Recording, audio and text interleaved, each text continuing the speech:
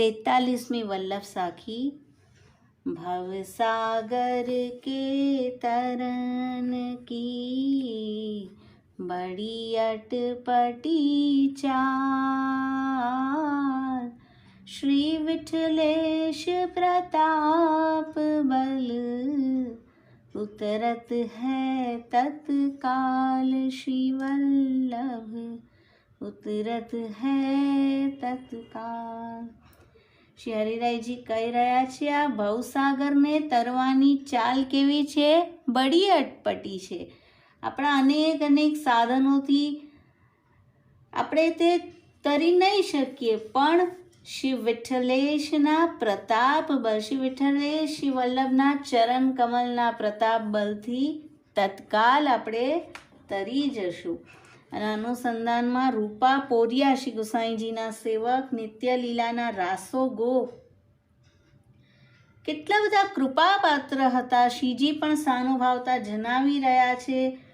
અને જ્યારે તેઓ શ્રી ગુસાઈજી પાસે આવી સેવક થયા અને કછું ટહેલ માંગી, શ્રી ગુસાઈજીએ શ્રીનાથજીના સિંગપોરની સેવા સોંપી અને કહ્યું કે તું સિંગપોરની રખવારી કરજે અને શ્રીનાથજીની પ્રસાદી રસોઈમાંથી મહાપ્રસાદ લેજે।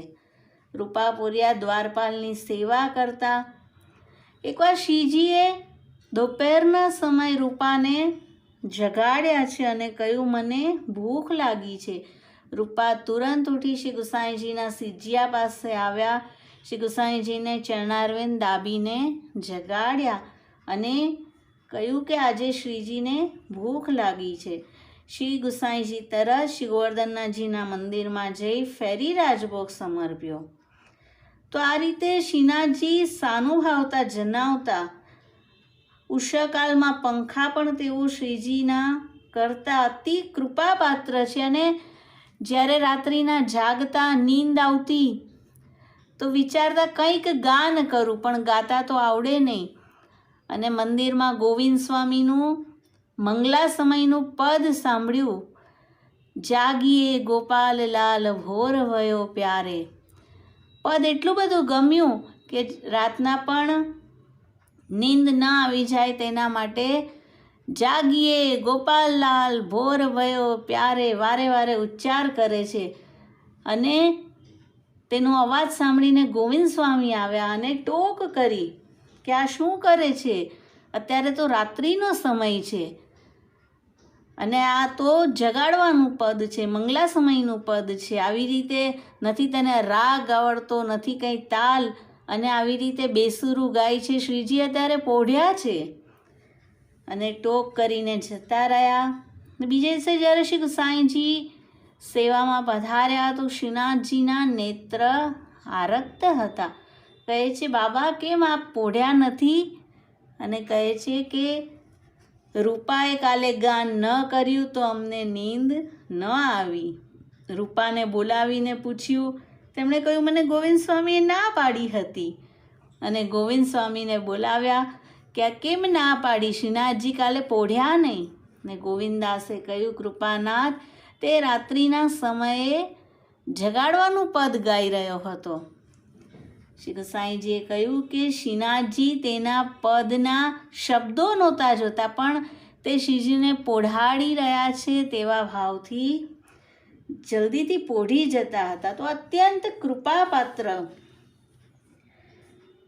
અને જ્યારે તેમનો દેહ છૂટ્યો ત્યાર પછીનો પણ પ્રસંગ છે કે શ્રી ગુસાઈજી શ્રીનાથજી દ્વાર પધાર્યા, ગોવિંદ કુંડ પર સ્નાન કરી શ્રી ગોવર્ધનજીના મંદિરમાં પધારતા હતા। ત્યાં એક શ્વાન શ્રી ગુસાઈજીની સન્મુખ આવ્યો અને ચરણ સ્પર્શની ઈચ્છા કરતો હતો અને વૈષ્ણવો મળીને તેને મારવા લાગ્યા। શ્વાનને એટલો બધો માર્યો કે તેને રુધિર પણ નીકળ્યું।